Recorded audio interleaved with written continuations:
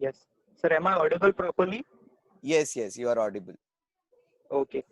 Sir, yes, आपने कहा कि गुस्सा कंट्रोल करना बहुत इम्पोर्टेंट है। सर, नेक्स्ट सवाल है कि आज के ज़माने में पेरेंट्स का बच्चों के साथ रिलेशनशिप कैसा होना चाहिए? और to the extending it all, आपने बहुत स्टूडेंट्स के साथ काम किया है या उनके साथ बातचीत की है, तो इस संदर्भ में ऐसी कौन सी चीजें हैं जो आपने सीखी है, जो आप पेरेंट्स के साथ शेयर करना चाहोगे? ये बहुत ही इम्पोर्टेंट एस्पेक्ट है।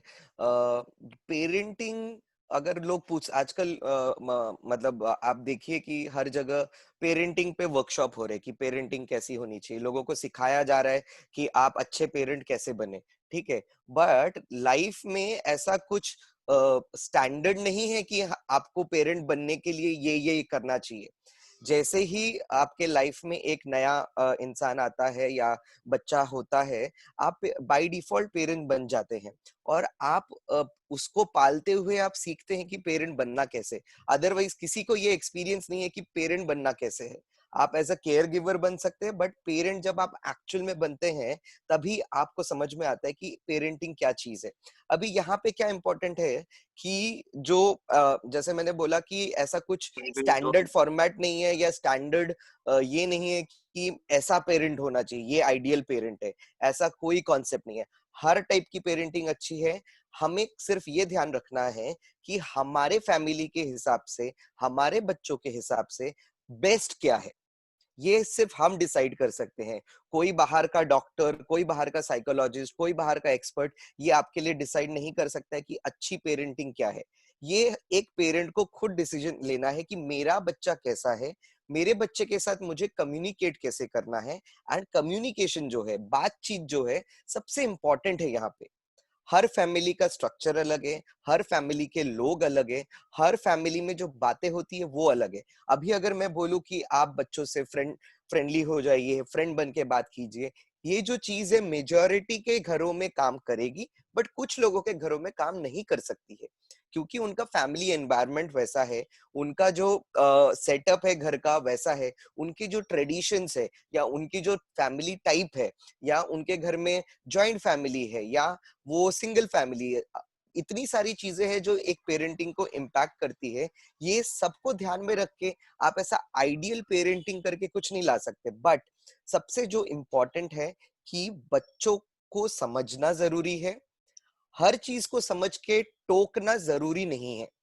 आप एज अ पेरेंट आप भी उस दौर से गुजर चुके हैं, आपको पता है इस उम्र में क्या होता है, और इस उम्र में आपने जैसे रिएक्शन किया था, जरूरी नहीं है कि आपका बच्चा भी वैसे ही रिएक्ट करे, क्योंकि चीजें बदल रही है, टेक्नोलॉजी इवॉल्व हो रही है, लोग एक दूसरे से कनेक्ट हो रहे हैं, मूवीज आ रही है, वीडियोज आ रहे हैं, सोशल मीडिया है, इतना कुछ है, बच्चे हर जगह से सीख रहे हैं।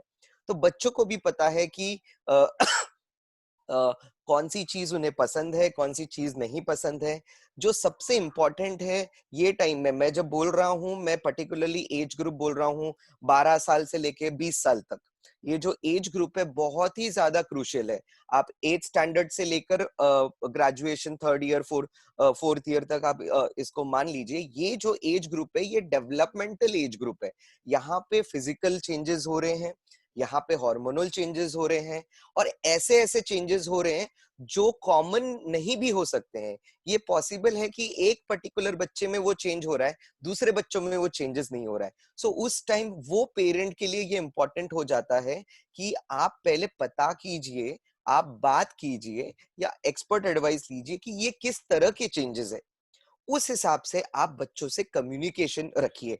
किस यूजुअली क्या देखा जाता है, जो बच्चे 11th या 12th ग्रेड में आते हैं, थोड़ा स्टाइल कॉन्शियस हो जाते हैं, उन्हें जो बॉलीवुड में कुछ चल रहा है या वो वीडियोस में कुछ देखते हैं, वो ट्राई करते हैं वैसा ड्रेसअप करने का, हेयर स्टाइल करने का, बिकॉज उनको वो टाइम पे फीलिंग होता है कि ये मेरी आइडेंटिटी हो सकती है, ये एक मैं भी ऐसा हो सकता हूँ। उस टाइम पे आपको समझने की जरूरत है, बात करने की जरूरत है, और उसको मोल्ड कैसे करना है इसकी जरूरत है। ये पेरेंटिंग का मेन कंसर्न है in this particular age group. ये मेरा मानना है कि पेरेंटिंग, आइडियल पेरेंटिंग करके कुछ है नहीं। ये एक कॉम्बिनेशन है। कभी आपको माँ का रोल निभाना है, कभी आपको फादर का रोल निभाना है, कभी आपको बेस्ट फ्रेंड का रोल निभाना है, कभी आपको एक बड़ी दीदी या बड़ा भैया बन के निभा, कभी कभी आपको छोटा बन के निभाना है। एज अ पेरेंट आपका रोल सिर्फ इतना नहीं है। लोगों को लगता है हम पेरेंट बन गए तो बच्चों का पूरे जिंदगी का कंट्रोल हमारे हाथ में है। ये गलत सोच है। आप जैसे ही इसको सोचते हैं और इसको कम्युनिकेट करते कि नहीं, मैं एक सिंपल एग्जांपल देता हूँ। आज बच्चे ने अगर बोला मम्मी मुझे ये खाना है, ये बच्चे का एक डिमांड आता है छोटा सा, जो आपके हाथ में है फुलफिल होने के लिए। अभी मान लीजिए बच्चे ने एक ऐसी सब्जी मांगी है जो घर में अवेलेबल नहीं है, तब आप क्या करेंगे? तो तब आपका बनता है कि आप बच्चे को बताइए कि भाई ये सब्जी आज अवेलेबल नहीं है, जब अवेलेबल होगी हम तब बना देंगे। ऐसे ही जब बच्चा कुछ ऐसी डिमांड लेकर आता है जो फुलफिल नहीं कर सकते हैं, आपके लिए ये इंपॉर्टेंट हो जाता है कि आप मुझसे बात करें, आप बताएं कि ये डिमांड इस टाइम पे फुलफिल नहीं हो सकती है। आप कुछ टारगेट दीजिए बच्चे को और अकॉर्डिंगली वो डिमांड फुलफिल होने का ये दीजिए। आप अगर डायरेक्टली मना करते हैं तो बच्चे को लगता है कि आप बच्चे को कंट्रोल करने की कोशिश कर रहे हैं, और वहीं से प्रॉब्लम शुरू हो जाती है। क्योंकि बच्चा जैसे ही फील करेगा कि मेरा कंट्रोल किसी और के हाथ में है, बच्चा कम्युनिकेट करना बंद कर देगा। अगर बच्चा कम्युनिकेट करना बंद कर देगा तो आपको पता ही नहीं चलेगा कि बच्चा किस दौर से गुजर रहा है, और अगर आपको पता नहीं चलेगा तो आप कम्युनिकेट नहीं कर सकते। जो पेरेंट और बच्चे का जो रिलेशन है, वो धीरे धीरे धीरे वो डिस्टेंस उनका बढ़ता जाता है और कम्युनिकेशन घटता जाता है। बहुत जरूरी है कि आप कम्युनिकेशन रखिए। और बहुत मतलब ये क्रूशियल है, ये कंफ्यूजिंग भी है कि हम किस टाइम पे कौन सा रोल ले। ये आपको बेस्ट पता है, बिकॉज आपको आपके घर का एनवायरनमेंट अच्छे से पता है। तो किस टाइम पे आपको माँ बन के बात करनी है, किस टाइम पे आपको बच्चा बन के बात करनी है, किस टाइम पे दोस्त बन के बात करनी है, ये आप डिसाइड कीजिए। Over to you Nikhil. ने लास्ट में एक बात की है, दोस्त रहना चाहिए। मैं उसको ही आगे लेके जाऊंगा सर, कि पेरेंट्स को अपने बच्चों के साथ एक दोस्त की तरह रहना चाहिए या नहीं। और अगर इसका जवाब हाँ है, तो पेरेंट्स यूजुअली बच्चों से प्यार करते हैं, उनको अच्छी चीजों के लिए डांटते भी है। तो ये जो लाइन है, मतलब caring and then telling them something for a good cause, वो मेंटेन कैसे करना चाहिए एज, मतलब पेरेंट्स के नजरिए से? जी जी, बहुत बहुत इम्पोर्टेंट है। और जैसा कि मैंने कहा, कुछ ऐसा आइडियल मार्केट में स्टैंडर्ड नहीं आता है कि आपको ऐसा ऐसा ही करना है तो ही आपकी पेरेंटिंग बेस्ट पेरेंटिंग है। ये क्या है, मैं एक बहुत सिंपल एग्जांपल देता हूँ। ये one of my favourite example. आप मान लीजिए कि ये जो पेरेंटिंग है मिसल की तरह है। मिसल जो बहुत पॉपुलर है महाराष्ट्र में, पुणे, कोल्हापुर, नासिक एंड जो भी नियर, हर डिस्ट्रिक्ट का एक अपना अपना फ्लेवर है। वैसे ही पेरेंटिंग है, हर घर का एक अपना फ्लेवर है। बट जो जो बेस लाइन है आपके मिसल की, वो कॉमन रहती है। उसमें स्प्राउट्स होने चाहिए, नंबर वन। जो प्रोटीन है, जो आपका रोल है as a parent, as a mother, as a father, ये प्रोटीन आपको रहना ही है, ये प्रोटीन आपको रखना ही है। और जो दोस्त होते हैं वो उसके ऊपर की तर्री होती है, जो हमारे मिसल में एक जो स्पाइस है वो लाते हैं, जो टेस्ट है वो लाते हैं। और लोग अपने अपने हिसाब से, जिसको ज्यादा तीखा पसंद है वो ज्यादा तर्री ले लेंगे, जिसको कम तीखा पसंद है वो कम तर्री ले लेंगे, किसी को नींबू पसंद है ऊपर से नींबू डाल देंगे। ये जो लॉजिक है, ये आप अगर पेरेंटिंग पे अप्लाई करेंगे कि जब जरूरत है तब आप वो स्पाइसीपन लाइए अपने बच्चे की जिंदगी में। बच्चों को लेकर बाहर जाइए, थोड़ा घूमिए, थोड़ा कम्युनिकेशन कीजिए, तब दोस्त बन के रहिए। और जब उनके करियर की बात आती है, आप प्रोटीन बन के रहिए, क्योंकि वो हमारा बेस है। कई बार ऐसे होता है कि बच्चे को जब दोस्त की जरूरत होती है, हम एज अ पेरेंट उसको समझ नहीं पाते हैं और हम एज अ पेरेंट ही रह जाते हैं।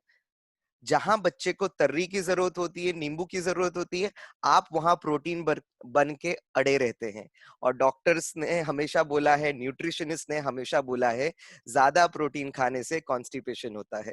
सो ज्यादा अगर आपने पेरेंट रोल निभा दिया, बच्चा कॉन्स्टिपेटेड हो जाएगा, बच्चा कम्युनिकेट करना बंद कर देगा, और बच्चा जो है वो आप से अगर खुल के बात नहीं कर पाएगा, तो धीरे धीरे घर का जो माहौल है वो खराब होता जाएगा। वो एक रूटीन में बदल जाएगा कि बच्चा आया, बच्चे ने खाना खाया, बच्चा अपने रूम में चला गया, बच्चा सो गया, बच्चा कम्युनिकेट करना बंद कर देता है। सो एज अ पेरेंट ये आप के लिए बहुत इंपॉर्टेंट है डिसाइड करना कब आपको प्रोटीन बनना है, कब आपको तर्री बनना है, कब आपको नींबू बनना है, और कभी कभार कब आपको कांदा बनना है। Over to you Nikhil. Yes, this was a perfect example, मतलब जो आपने दिया है। या I think so it's gave a proper answer to this question. Sir, हमें अपनी नेक्स्ट बात है कि बच्चों को बच्चों को अपने पेरेंट्स के साथ कैसा रिलेशनशिप रखना चाहिए। अभी तक हमने पेरेंट्स की बात की है, लेकिन आपको क्या लगता है कि एक बच्चे को अपने पेरेंट्स के साथ कैसा रिलेशनशिप रखना चाहिए, और टू मोर एक्सटेंडिंग इट, उनकी जिम्मेदारियां क्या है। ये भी बहुत इम्पोर्टेंट है, बिकॉज और हम बहुत बड़ी एक जिम्मेदारी है जो हम बच्चों पे डाल रहे हैं। बच्चे जो होते हैं वो एक्सप्लोरिंग काइंड होते हैं। मान लीजिए कि आप किसी नए जगह पे गए, आप पहले क्या करते, वो पूरे एरिया को घूम के देखते, लोगों को पूछते कि भाई कहाँ जाए, क्या खाए, क्या घूमे। आज तो गूगल हो गया है, आप पहले से ट्रैवल प्लान कर सकते हैं, आप पता कर सकते हैं कि कहाँ कहाँ घूमना है, क्या इंपॉर्टेंट चीजें देखनी है। बट पहले ऐसा नहीं था। लोग क्या करते थे, एक बार पहुंचने के बाद वो जो लोकल लोग हैं, लोकल दुकानें हैं, लोकल चाय की दुकानें हैं, लोग वहां पूछते थे। वैसे ही बच्चे हैं हमारे, और उनके पास आज गूगल है, पर फिर भी बहुत सारी चीजें ऐसी है जो उन्हें दूसरों से पूछने पे मिलती है। अब अगर घर में अगर पहले से ही माहौल ऐसा है, और सडनली आप एक दिन डिसाइड करते, नहीं आज से हम कम्युनिकेट करेंगे, बट ये कम्युनिकेशन क्या है? पेरेंट्स को लगता है कि बच्चा आके मुझे बताए, बट पेरेंट्स ये नहीं बताते कि मुझे क्या फीलिंग हो रहा है। मान लीजिए हमारे ऑफिस में कुछ टेंशन है, तो हमारे चेहरे पे हमेशा गुस्सा दिख रहा है, फ्रस्ट्रेशन दिख रहा है, बट हम बच्चे को वो बता नहीं रहे हैं, बिकॉज हमें लगता है कि बच्चा है, नहीं समझ पाएगा। बट वही हम गलती कर देते हैं। हम चाहते हैं कि बच्चे हमसे कम्युनिकेशन करें, बट हम ही बच्चे से कम्युनिकेट नहीं करते हैं। बहुत बार ऐसा होता है घर में जो माएँ हैं, मम्मी लोग बहुत ज्यादा प्रेशर लेके बैठते हैं। उनके पास हर तरह की चीज का प्रेशर होता है, घर चलाने का प्रेशर, हस्बैंड का प्रेशर, बच्चों का प्रेशर, बाहर का जो सोसाइटी का जो ग्रुप है उनका प्रेशर। ये सारे प्रेशर को एक माँ लेके चलती है, बट माँ कभी ये चीज बात नहीं कर पाती है किसी से कि माँ को कैसा फीलिंग हो रहा है। ये बहुत इंपॉर्टेंट है पेरेंट के लिए पहले, कि पेरेंट पूरी तरीके से टू वे कम्युनिकेशन करे। सिर्फ बच्चों से सुनना नहीं है, बच्चों को शेयर भी करना है, तभी बच्चे कंफर्टेबल होंगे।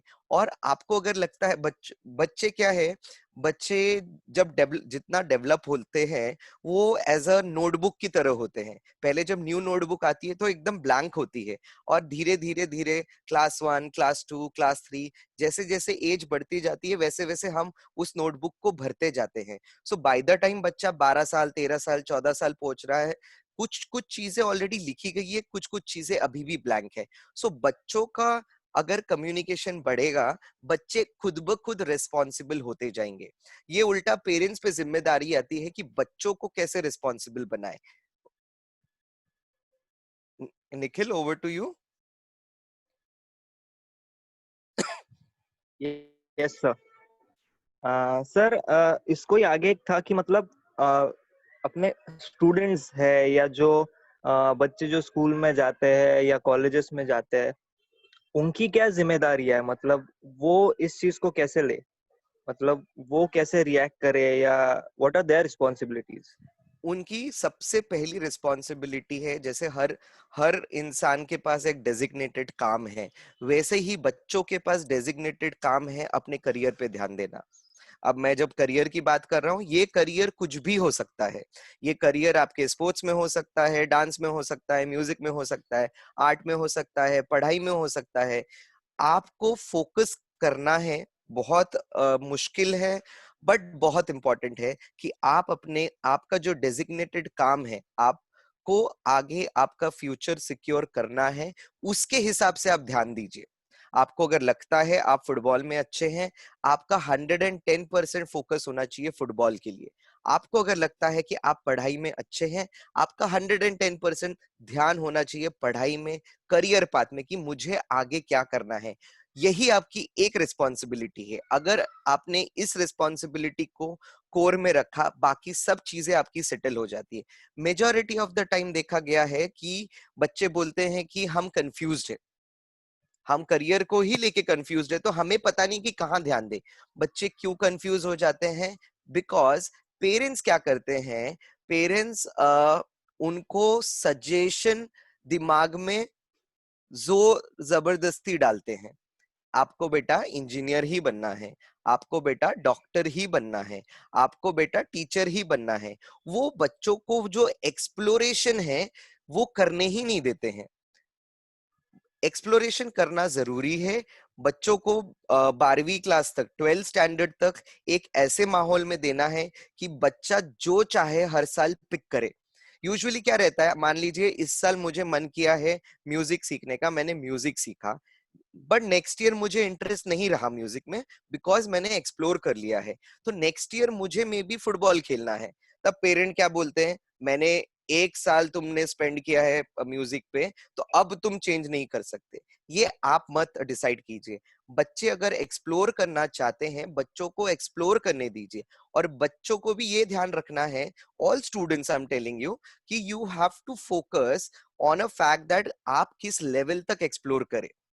एक्सप्लोरेशन जब भी करेंगे 100% एक्सप्लोर कीजिए, so that you know in and out of that field. And by the time you are crossing your 12th grade or you are in graduation, you have a clear picture in your mind that what you want to do. I'll give you my example. मेरा example देता हूँ। मुझे पहले से ही arts में interest था, मुझे psychology में इंटरेस्ट था, बट पेरेंट्स ने कभी अलाउ नहीं किया। पेरेंट्स ने बोला साइंस पढ़ो, साइंस में ही करियर है, आगे कंप्यूटर्स पढ़ो बिकॉज कोडिंग ही जिंदगी है। और एक टाइम ऐसा आया जब मैंने मेरी चॉइस बनाई कि मुझे साइकोलॉजी पढ़ना है। मैंने सब कट कर दिया, पेरेंट्स को बताया भी नहीं, और मैंने साइकोलॉजी स्टडी की 2 साल के लिए। मैंने मास्टर्स किया, और आज मैं साइकोलॉजी के फील्ड में ही काम कर रहा हूँ। आज मैं अल्टीमेटली जो काम कर रहा हूँ, मैंने एक्सप्लोर करके पता किया कि ये फील्ड मेरे लिए सही है कि नहीं। तो पेरेंट्स के लिए इंपॉर्टेंट है कि बच्चों को वो स्पेस दे एक्सप्लोर करने का, और बच्चों के लिए इंपॉर्टेंट है कि जब वो एक्सप्लोर कर रहे हैं वो अपना 100% दे दे। कोई चॉइस खराब नहीं होती है, हर करियर चॉइस अच्छी होती है अगर आप उसको सही तरीके से यूज कर सकते हैं। पर आप जब जो चीज को ट्राई करेंगे उसमें आप अपना 100% दीजिए, वो इंपॉर्टेंट है। यही आपकी एक इकलौती रिस्पॉन्सिबिलिटी है। Over to you Nikhil. Yes, sir. Yes, sir. I think so. Yes, students got what their responsibilities are. Sir next सवाल है कि आजकल दोनों पेरेंट्स वर्किंग होते हैं, तो कई बार वो अपने बच्चों के साथ उतना वक्त नहीं बिता पाते उनके काम की वजह से। ऐसे जमाने में काम और परिवार, या हम बोलते हैं फैमिली, को हम कैसे बैलेंस करना चाहिए? ये जो कॉन्सेप्ट है वर्किंग पेरेंट्स का, ये बहुत ही मिसकंसेप्ट है। ये मेरा ओपिनियन है। पहले भी तो दोनों पेरेंट्स काम करते आए हैं। आप एक फार्मर फैमिली का अगर एग्जांपल लेते हैं, जो फादर है न- वो पूरे दिन खेत में अगर काम कर रहे हैं, तो जो मदर है वो पूरे दिन घर में काम कर रही हैं। उनके पास तब भी टाइम नहीं होता था बच्चों को टाइम देने के लिए। चलिए आप एक दूसरा एग्जाम्पल लीजिए जहां पे थोड़ा अर्बन सेटअप में आ जाइए। एक फादर है जो ऑफिस जाते हैं, एक मदर है जो घर संभाल रही हैं। इस बीच में बच्चे स्कूल जाते हैं, स्कूल से आते हैं, बट बैक एंड में मदर काम करती ही रहती है। सुबह नाश्ता, फिर लंच, डब्बा, शाम का नाश्ता, रात का खाना, किचन संभालो, घर संभालो, गेस्ट संभालो, रिश्ते संभालो। सो ऐसा नहीं है कि आजकल पेरेंट बाहर जाके काम करने लगे हैं तो बच्चों को टाइम नहीं मिल रहा है। बच्चों को तब भी नहीं टाइम मिलता था, बच्चों को अब भी नहीं टाइम मिल रहा है, कुछ चेंज नहीं हुआ है। पर अब क्या हो गया है, बिकॉज पेरेंट्स अगर डुअल पेरेंट्स वर्किंग है तो दोनों पेरेंट्स को ऐसा लगता है कि एक दूसरे ने टाइम देना चाहिए बच्चों को, और उस चक्कर में बच्चों को पहले जो एटलीस्ट शाम की चाय के टाइम पे या ऑल्टरनेटली मदर फादर का जो टाइम मिलता था, अब वो मिलना बंद हो गया है। सो इसीलिए पेरेंट्स के लिए एक इम्पॉर्टेंट है कि नॉट ऑन डेली बेसिस पे एक रूटीन बना सकते हैं कि सब लोग डिनर साथ में करेंगे। एक टाइम ऐसा होना चाहिए जब पूरी फैमिली साथ में रहे, और वो जो 10-15 मिनट है, दिन भर में आपका क्या हुआ है, मदर की लाइफ में क्या हुआ है, फादर की लाइफ में क्या हुआ है, बच्चे की लाइफ में क्या हुआ है। अभी बच्चा थोड़ी बताएगा कि आज मुझे कोई मतलब मेरे को क्रश आया है या मुझे कोई पसंद आया है। बच्चा बच्चा डिनर टेबल पे ये सब बातें नहीं करेगा। बच्चा क्या बात करेगा, सब ठीक रहा है। सो आपको, आप जितना ओपन अप होंगे बच्चों के साथ, रूटीन बनाइए एक, सो दैट कम्युनिकेशन ज्यादा से ज्यादा डेवलप हो, और बच्चे जो है वो जैसा देखते हैं पेरेंट्स को वो वैसा ही बिहेव करने लगते हैं। मे बी डे 1 नहीं ओपन होंगे, डे 2, डे 3, डे 4, डे 6, 7 से देखिएगा आप जितने ओपन हैं बच्चे ही उतने ओपन होते जा रहे हैं। सो जो भी टाइम आप लोग स्पेंड करेंगे वो एक क्वालिटी टाइम हो जाएगा, चाहे वो 1 घंटे का हो, चाहे वो 10 घंटे का हो, चाहे वो एक पूरे दिन का हो। सो ये जरूरी नहीं है कि आप 10-12 घंटे बच्चे को दे दे पूरे दिन में। ये जरूरी है कि अगर आप 5 मिनट दे रहे हैं, वो पूरा 5 मिनट बच्चा आपको दे और आप बच्चे को दे।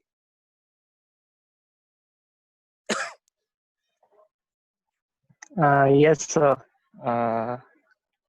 सर नेक्स्ट सवाल ये बहुत इम्पोर्टेंट है कि पेरेंट्स को हमेशा कंप्लेंट होती है कि बच्चे मोबाइल पे ज्यादा वक्त गुजारते हैं, लेकिन आजकल because of this Covid situation हमारा स्कूल, ट्यूशन क्लासेस या ऑल द अदर एक्टिविटीज, ये सब कुछ मोबाइल फोन्स या डेस्कटॉप्स पे ही हो रही है। हाँ। तो हाँ। आपको क्या लगता है सर कि बच्चों को मोबाइल फोन्स को अच्छे कामों के लिए यूज करने के लिए कैसा सिखाया जाए, और मोबाइल कम से कम यूज करने के लिए how can we tell them? Right. अभी इसमें क्या होता है कि मेजरली टेक्नोलॉजी जो है वो अभी तो लॉकडाउन हो गया है, इसीलिए सब एकदम स्क्रीन से जुड़ गए हैं, पूरा दिन स्क्रीन पे रहते हैं, स्क्रीन टाइम इंक्रीज हो गया है। बट इसके पहले अगर आप देखते थे स्क्रीन, जो आपका स्क्रीन टाइम है, हम लोग मोबाइल फोन को लीजर के लिए यूज करते थे, हम लोग टाइम पास के लिए यूज करते थे। सो जो टाइम पास था वो बड़े जितना टाइम पास करते हैं, बच्चे भी उतना ही टाइम पास करते थे।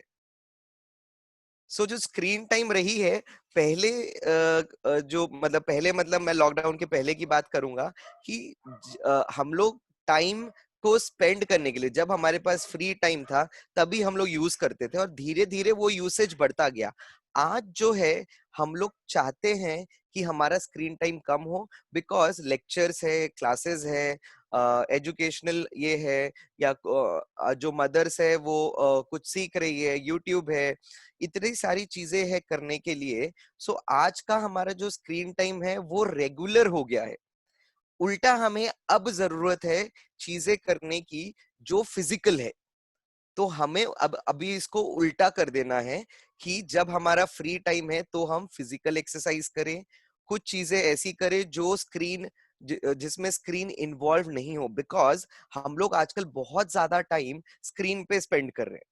तो हमारा जो ये स्क्रीन टाइम है, ये खाली हमें प्रोडक्टिव यूज, पढ़ाई या ट्रेनिंग या कुछ सीखने के लिए या ऑफिस के कामों के लिए ही करना है।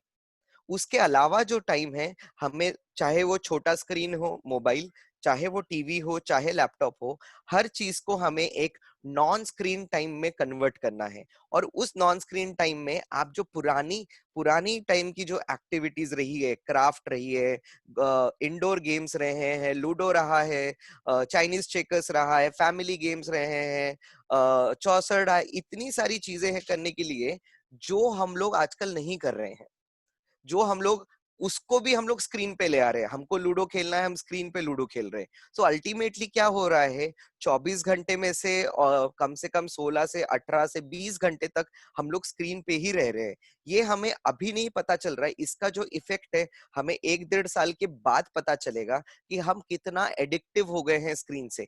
बिना स्क्रीन के हम रह ही नहीं पाते हैं।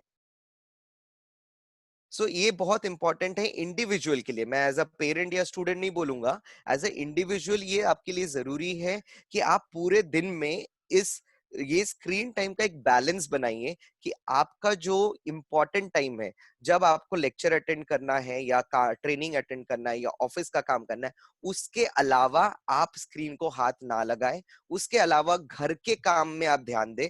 क्यों? बिकॉज एक तो लॉकडाउन है, दूसरी चीज है आप कुछ नई चीजें सीख सकते हैं, तीसरी चीज कि ये जो आपका एक मोनोटोनी ब्रेक होगा, ये बहुत इंपॉर्टेंट है आपके रेगुलर लाइफ में बैलेंस लाने के लिए।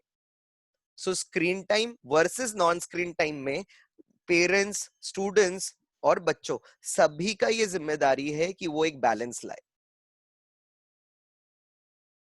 Over to you Nikhil. Yes, sir. Now, sir, we will keep our session open. हम session open रखेंगे. किसी coaches है, we have parents, kids है. So अगर किसी को कोई सवाल होगा तो एक one by one they will unmute themselves and sure. they will ask the question. I think so. Prashant has raised. Yes, Prashant. Hi sir. Hi. Hi sir. हाँ, तो मेरा एक क्वेश्चन है। जैसे आपने अभी कहा मोबाइल सेल फोन सर, तो मेरा एक क्वेश्चन है। अभी क्वारंटाइन भी इंक्रीज हो गया, लॉकडाउन भी इंक्रीज हो गया है, तो उसके साथ एडिक्शंस भी इंक्रीज हो गए। राइट। एंड तो ये एडिक्शन हम कंट्रोल में कैसे रखें और इसको रिड्यूस कैसे करें? कुछ भी चीज जब एडिक्शन हम लोग बात करते हैं, एडिक्शन तभी डिफाइन होता है जब हम लोग कुछ ओवर कर देते हैं, बहुत ज्यादा कर देते हैं। So there is an productive use of internet, there is a productive use of screen, there is a productive use of newspaper. अब मान लीजिए अगर घर में फादर है और वो पूरा दिन न्यूज़पेपर ही पढ़ रहे हैं पूरा दिन, तो वो एडिक्शन है। या अगर वो वही चीज को एक टाइम लिमिट है कि हाँ सुबह में चाय के साथ न्यूज़पेपर पढ़ना है, शाम में चाय के साथ न्यूज़पेपर पढ़ना है, तो वो बैलेंस है। सिमिलरली जो हमारी डेली रूटीन है, डेली रूटीन में हम जितनी वैरायटी रखते हैं उतना एडिक्शन के चांसेस कम होते हैं। जितना हम लोग वैरायटी कम कर देते हैं, ये बहुत इंपॉर्टेंट है और बहुत कंफ्यूजिंग भी है समझने के लिए कि एक तरफ मैं बोल रहा हूँ रूटीन रखिए, एक तरफ मैं बोल रहा हूँ वैरायटी लाइए। तो ये जो चीज है, ये ट्रायल एंड एरर से बार बार करके हमें पता चलेगी कि क्या नया ला सकते हैं। क्या होता है एडिक्शन क्यों है? एडिक्शन का एक रीजन ये है रूटीन।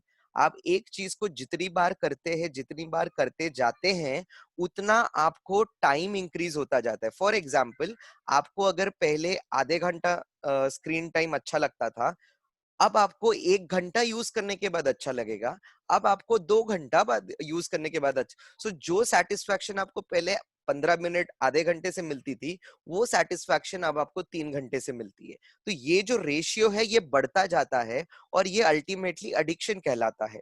तो इसके लिए बहुत इंपॉर्टेंट है कि ये जो रूटीन बनता जा रहा है इसको आप ब्रेक करें। कुछ चीजें रूटीन में जरूरी है, कुछ चीजें आपको नहीं करनी है। क्या होता है, आप अगर कुछ नया करते हैं डेली बेसिस पे, जो काम आपने कभी नहीं किया है, ओके, ये क्या करता है, ब्रेन को न्यू इंफॉर्मेशन देता है। ब्रेन को जैसे ही न्यू इंफॉर्मेशन मिलती है, ब्रेन की जो वायरिंग है वो ऑटोमेटिकली चेंज होना शुरू होती है, जिससे जो है एडिक्शन के चांसेस है वो कम हो जाते हैं। बिकॉज ब्रेन आपका तो रूटीन का मोनोटोनी है उसको ब्रेक कर रहा है।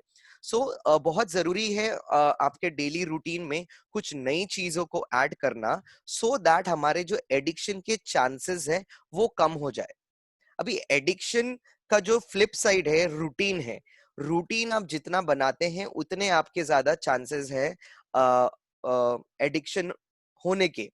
ऑल्सो अगर आप रूटीन नहीं करते हैं तो आपका डेली लाइफ ऑर्गेनाइज नहीं रहता है। सो ये जो है, जो कॉन्सेप्ट है, बहुत ही कंफ्यूजिंग है, बहुत ही एकदम क्रिटिकल है कि थोड़ा इधर गए तो वो रूटीन से हट जाता है, थोड़ा इधर गए तो वो एडिक्शन हो जाता है। सो ये जो बैलेंस है, हम सभी लोगों ने अपने अपने लाइफ में ढूंढना जरूरी है।